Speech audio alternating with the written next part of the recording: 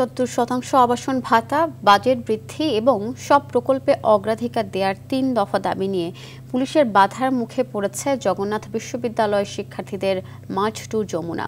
বেলা 11:30টার দিকে বিশ্ববিদ্যালয় ক্যাম্পাস থেকে এর যাত্রা শুরু করে কাকরাইল এলাকায় পৌঁছালে পুলিশের বাধার মুখে পড়েন শিক্ষার্থীরা।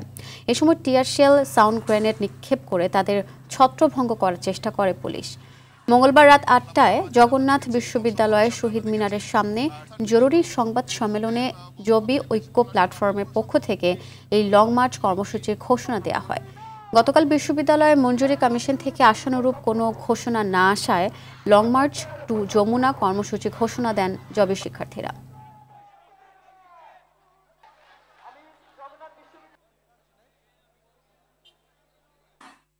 দর্শক, এই বিষয়ে আরও জানাতে রাজধানী কাকরাইল মোড় থেকে যুক্ত হচ্ছেন সহকর্মী জাকারিয়া খান। জাকারিয়া, ছাত্রদের লং মার্চ টু যমুনা সর্বশেষ তথ্য কি রয়েছে আপনার কাছে জানাবেন, এবং সেই সাথে ওই এলাকার আইন শৃঙ্খলা পরিস্থিতি এখন কেমন দেখছেন? জি আফসানা, আপনি এই মুহূর্তে কিন্তু কাকরাইল মোড়ে টান উত্তেজনা চলছে ছাত্র এবং প্রশাসনের দুজনের মাঝখানে। কিছু আপনারা জানেন যে কিছু আজকে লং মার্চ টু যমুনা ছিল জগন্নাথ বিশ্ববিদ্যালয়ে। তাদের কিছু দাবি ছিল, 3টি সুনির্দিষ্ট দাবি ছিল। প্রথমটি ছিল হচ্ছে আবাসন ব্যবস্থা যতদিন না ঠিক হয় ততদিন সরকার তাদের 70% শিক্ষার্থীদের আবাসনের ব্যবস্থা করবে। আরেকটা দাবি ছিল হচ্ছে একনেকে যেই হলের যে বাজেট বা হলের যে প্রকল্প, এই প্রকল্পগুলোকে সর্বোচ্চ অগ্রাধিকার দিয়ে প্রকল্পগুলোতে এগিয়ে নেওয়া যাওয়ার একটা দাবি ছিল। এবং আরেকটি দাবি ছিল তাদের এই 2024-25 অর্থ বছরে যে বাজেট ঘোষণা বরাদ্দ হয়েছে সেটিতে কোনো কাটছাট ছাড়াই তাদেরকে সেই বাজেটটা তাদেরকে দেওয়ার জন্য এই দাবিটি তারা তুলেছিলেন।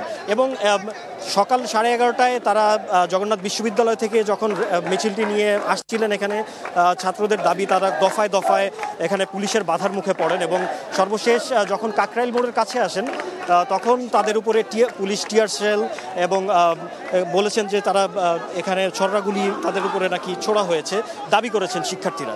এবং কয়েকজন শিক্ষার্থী কিন্তু এখানে আহত হয়ে গিয়েছেন, তাদেরকে হসপিটালে নিয়ে যাওয়া হয়েছে। এবং কয়েকজন শিক্ষার্থী এখনও এখানে আহত অবস্থায় পড়ে আছেন। কিছু শিক্ষার্থী এখানে রাস্তায় শুয়ে পড়েছেন, তাদের দাবি আদায় না হওয়া পর্যন্ত তারা এখান থেকে যাবেন না, এরকম একটি সংকল্প নিয়ে তারা এখানে অবস্থান করছেন। আর পুলিশের পক্ষ থেকে কিছুক্ষণ আগে যে মারমুখী একটা আচরণ ছিল সেখান থেকে তারা কিন্তু সরে এসেছেন। তারা এখন অনেকটা সহনশীল এবং তাদের কথা শুনছেন, একটু দূরে অবস্থান করছেন। সেখান থেকে তারা চেষ্টা করছেন যে পরিস্থিতিটাকে সামলানোর।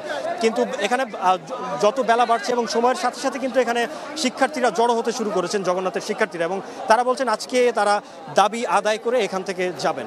এবং তাদের এই যৌক্তিক দাবিতে সহমত প্রকাশ করতে এখানে জগন্নাথ বিশ্ববিদ্যালয়ের শিক্ষকরা এসেছেন এবং বিশ্ববিদ্যালয় কর্তৃপক্ষের সদস্যরা এখানে এসে তাদের সাথে সংহতি প্রকাশ করেছেন। তারা যেটি বলছেন যে তাদের এই দাবি অনেক আগের দাবি এবং এটি অনেক আগেকার রাখছে। এরপর বিগত স্বৈর শাসক শেখ হাসিনা যখন পতন ঘটলো তারপরে তারা ভেবেছিলেন হয়তো তাদের এই যৌক্তিক দাবিগুলো মেনে নেবে সরকার, কিন্তু তারপরেও যখন মানা হচ্ছে না তখন কিন্তু তারা এই লং মার্চ টু যমুনা কর্মসূচির ঘোষণা করেছেন। এবং শিক্ষার্থীদের কাছে যখন প্রশ্ন করা হয় যে আপনারা জানেন যে এখানে নিরাপত্তার একটা ইস্যু আছে প্রধান উপদেষ্টা, সেই ক্ষেত্রে আপনারা কেন এখানে এভাবে জড়ো হচ্ছেন, তারা বলছেন যে আমরা শান্তিপূর্ণ একটা দাবি নিয়ে এবং শান্তিপূর্ণভাবে এই প্রতিবাদটা করছি, কিন্তু পুলিশ অযথাই উস্কানিমূলক আচরণ করছে এবং তাদেরকে যেটি জানেন যে একটু আগে সংঘর্ষে কিছু শিক্ষার্থী আহত হয়েছেন। এখন পর্যন্ত এই ছিল সর্বশেষ। আর পরবর্তীতে আরও কিছু ঘটলে আপনাদেরকে জানিয়ে দেওয়া হবে। ধন্যবাদ আপনাকে।